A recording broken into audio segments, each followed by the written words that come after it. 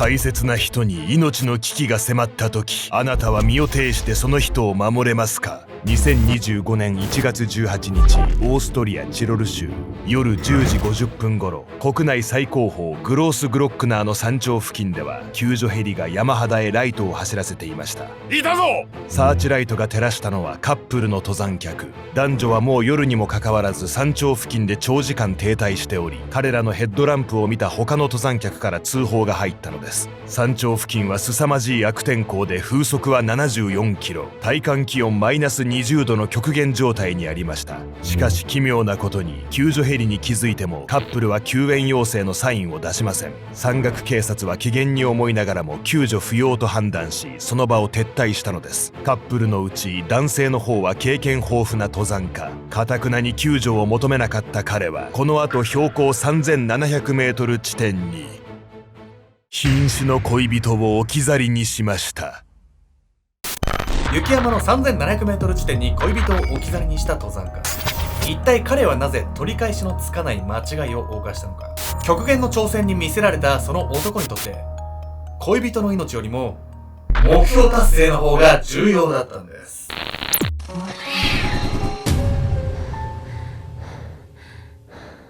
ボスケンちゃんです。みやみこもです。私ね、ちょっと最近ネットフリックスで公開された 100M っていうアニメ見た？あなた。なんか俺ヤミコに聞いたんかな。あ、本当に？ 100M ってあれなのよ。ちまるの作者。簡単に言うと 100m を走るっていうことが、そのまま人生を生きるっていうことの例えになってるわけ。そうなんだ。自分って何のために今この仕事やってんだろうとかっていう思考がめちゃくちゃ触発されるようなアニメだから、もうネットフリックスすぐ見れるから、今すぐ見てほしい。あんた見る気ないわね。俺そこにちょっと一言物申し。生きる意味症候群になっちゃいすぎると重くなっちゃうから、たまにバカ症候群になってもいいんじゃないかなと思って。意味がないと動けないってことをやめなさい。考えるのはほどほどじゃ。でもこの 100M は考えすぎ症候群のことも触れてんの？示唆してくれる。すごいじゃん。見てみよう。見てみます。今回はオーストリアの雪山で起きた死亡事件をご紹介します。標高 3700m 地点で女性が亡くなっちゃったんです。つまり富士山の頂上ぐらいの高さですね。しかもこれね、事故ではなく、一緒に登っていた恋人のね、登山家に置き去りにされてしまったんです。置き去りっておかしいわよね。3700m 地点でしょ。雪山でしょ、よく映像とかで見るけど、目に見えないさ、くぼみとか、落ちたら死ぬみたいなとこあるわけでしょ、そんなこれ一人で残すなんてもう殺しにかかってるようなもんじゃない、まあでも恋人相手にわざとするわけはな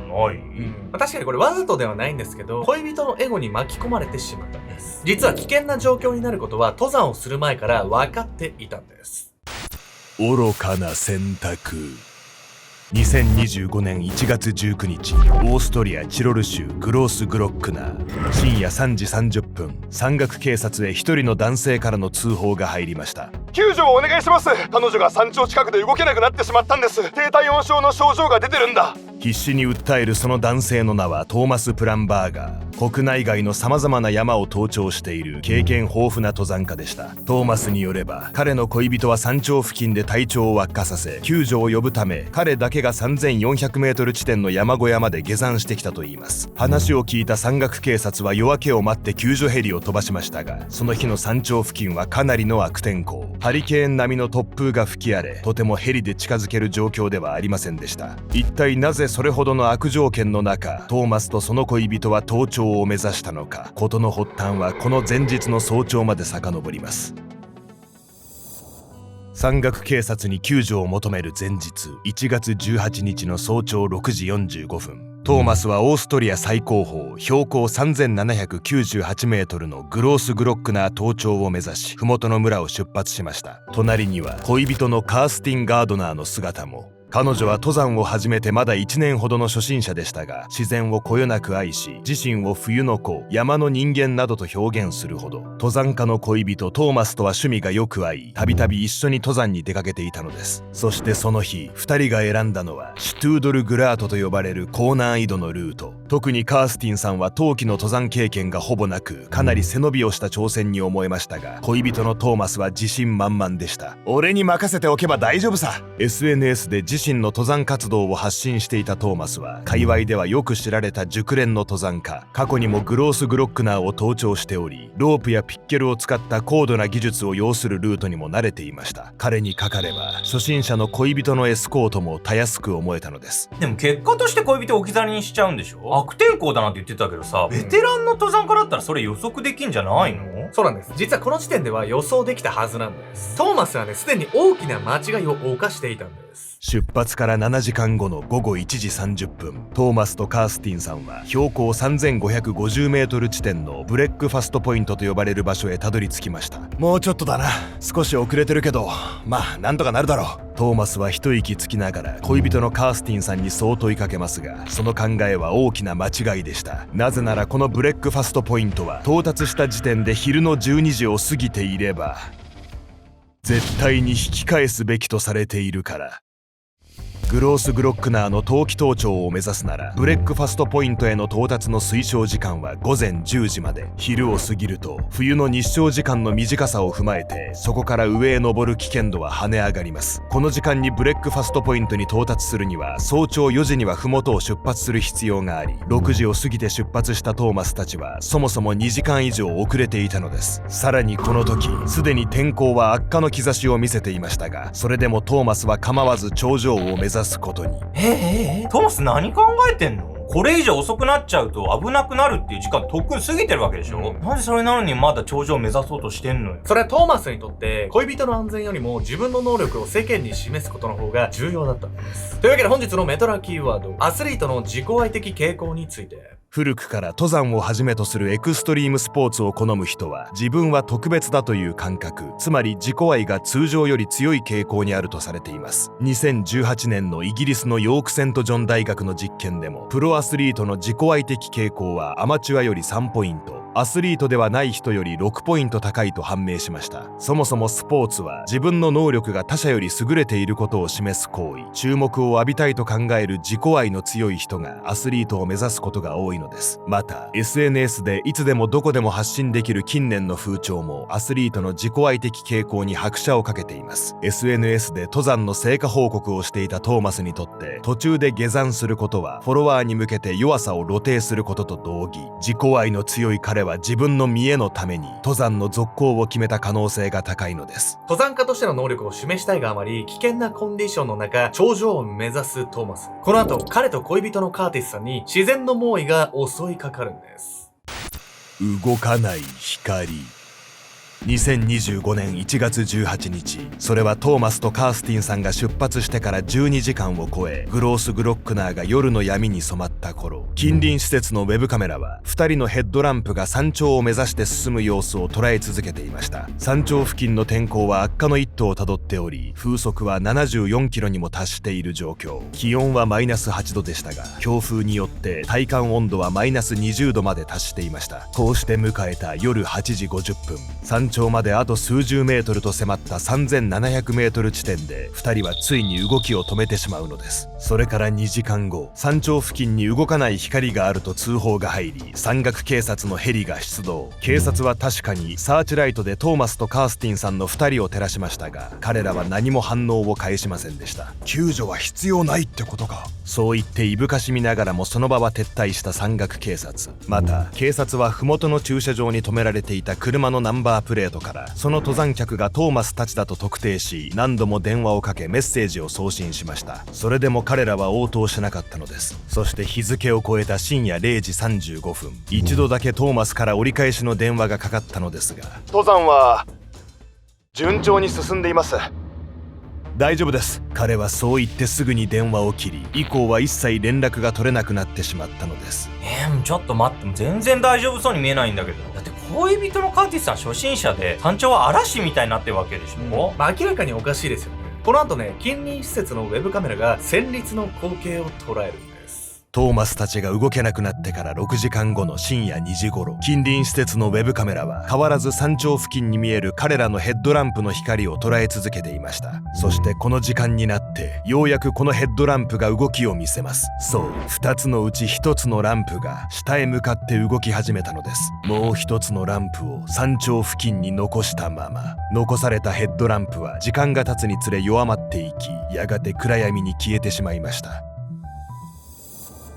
救助をお願いします。彼女が山頂近くで動けなくなってしまったんです。低体温症の症状が出てるんだ。深夜3時30分頃、山小屋から山岳警察に電話をかけ、打って変わって慌てた様子でそう告げたトーマス。恋人のカースティンさんが山頂付近へ置き去りにされてからこの時点ですでに1時間半が経過していました。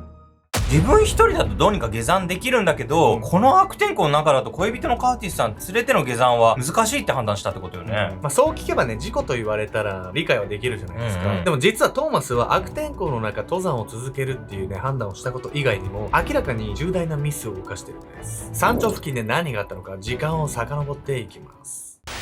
命より大事なもの。2025年1月18日の夜8時50分、2人が出発して14時間が経とうというその頃、カースティンさんは山頂付近の山肌でへたり込んでいました。大丈夫かい？少し休んだら動ける？恋人のトーマスに問いかけられ、カースティンさんはかろうじて返事をしますが、彼女はすでに疲労困憊の状態。さらにその体をガタガタと震わせ、低体温症の兆候を示し始めていました。自身を冬の子、山の人間などと表現し、体力には自信があったカースティンさん。彼女がここまで来て動けなくなってしまった理由は、単に初心者だったことだけではありません。実はカースティンさんはそもそも過酷なグロースグロックナーの環境に耐えうる格好をしていなかったのです。なぜなら彼女は登山用のハードブーツではなく、スノーボード用の靴でその山を登っていたから。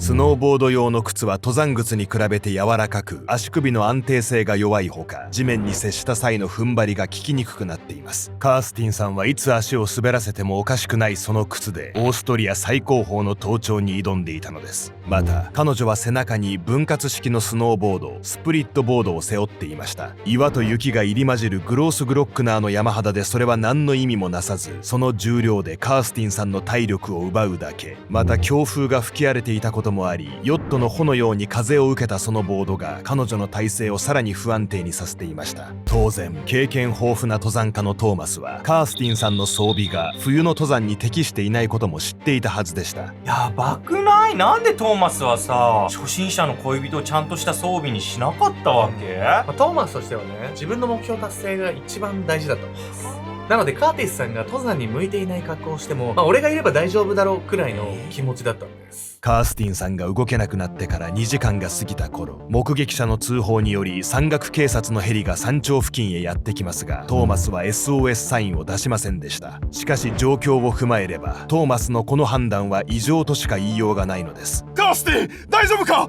しっかりしろ！山肌にへたり込んでから一歩も動けずにいるカースティンさんに必死に呼びかけていたトーマス。低体温症の症状が進行した彼女はこの時錯乱状態に陥っていたともされています。さらにこの後、トーマスは山岳警察と一度通話したものの、登山は順調に進んでいるとだけ伝え電話を切ってしまいました。そこから彼はスマホをマナーモードにして荷物の中にしまってしまったのです。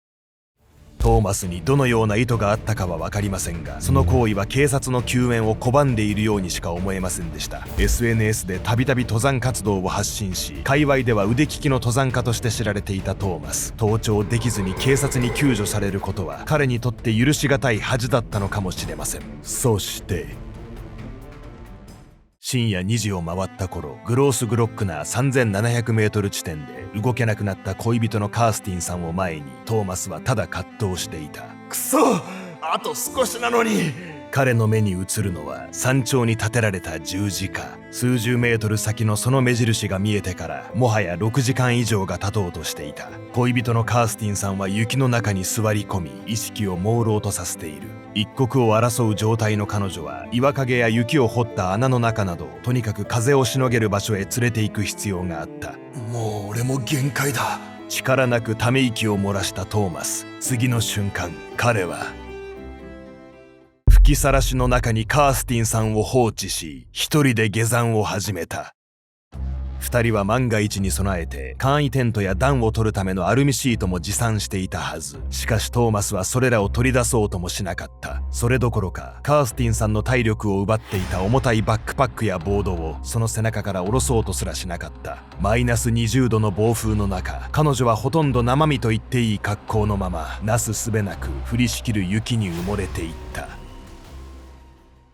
翌朝、山岳警察は悪天候のためヘリでの救助を断念し、山頂付近へ徒歩の救助隊を派遣。午前10時10分、救助隊は山頂の十字架からわずか50メートルの地点で雪に埋もれるようにして亡くなっているカースティンさんを発見しました。死因は低体温症による凍死。発見された際の彼女の顔には諦めとも思える穏やかな表情が浮かんでいたといいます。本当に意味がわかんないわよ。一緒に下山する体力がなくて自分一人だけまず下山して救助を求めるっていうのはわかるわよ。でも簡易テントとか防護用シートとかあったのにそれをさ、使わずにほったらかすってどういうこと？カーティスさんを保護するだけの余力がトーマスに残っていなかったのか、あるいは手遅れでもう何をしても無駄だと悟っていたのか、このシーンはトーマスにしかわからないんです。事件後、トーマスは SNS 上に亡くなったカースティンさんへの追悼のメッセージを投稿。君がいなくて寂しい。信じられないほど痛い。永遠に僕の心の中に君がいない時間は全て無意味に感じるよ。彼はカースティンさんの葬儀の案内にも家族と連名で名前を載せていました。二人は結婚こそしていませんでしたが、カースティンさんの両親はトーマスと非常に親密で、もはや家族同然だったのです。検察がカースティンさんの死の状況を怪しんで捜査を進め、事件性があるとされたことは彼女の両親にとって思ってもみない裏切りでした。2025年12月、トーマスは不適切な計画、撤退の判断ミス、保護の欠如、通報の遅れなど全部で9つの重大な過失があるとされ起訴されることに。ちなみにカースティンさんは当時ウイルス性の感染症で薬を飲んでおり、体調も万全ではなかったといいます。この点に関してトーマスは病気のことは知らなかったと説明。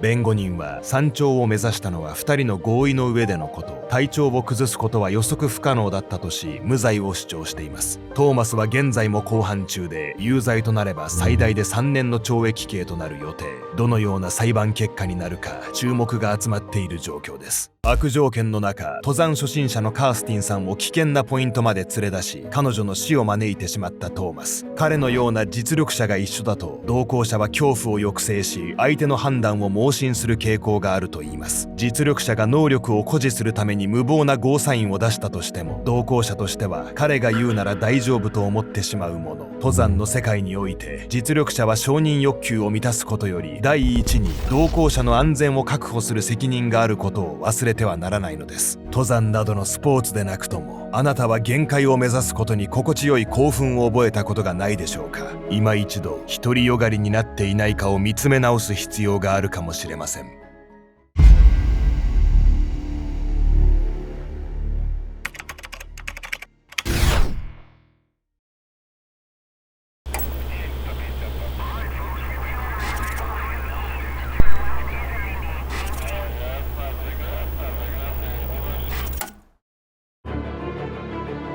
もしあなたやあなたの家族が自分の国籍を理由に逮捕される可能性があるとしたら、ここから紹介する話はある女性がインタビューで語った内容です。2017年、中国新疆ウイグル自治区。早く歩け。男性に恫喝されながら、私は硬い床の上を歩かされました。口にはテープが貼られ、頭には顔まで覆うような黒い袋、手には手錠までかけられて、まるで罪人のような扱いだったんです。やがてある部屋の前に着くと袋を外されました。そこは小学校の教室の半分ほどのスペースでした。私はそのまま訳がわからないまま1ヶ月間ほど多くの女性と共にそのスペースでの生活を強いられていました。でもふと気がついたんです。この部屋にいる女性たち、しょっちゅうメンバーが入れ替わっているわ。私はこの時まだ知りませんでした。彼女たちが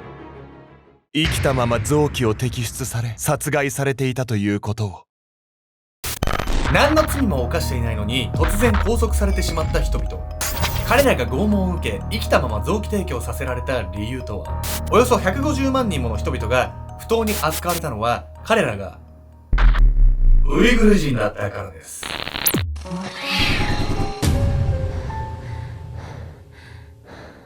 この動画の続きはオンラインサロン秘密結社アルゴメトリーでご視聴ください。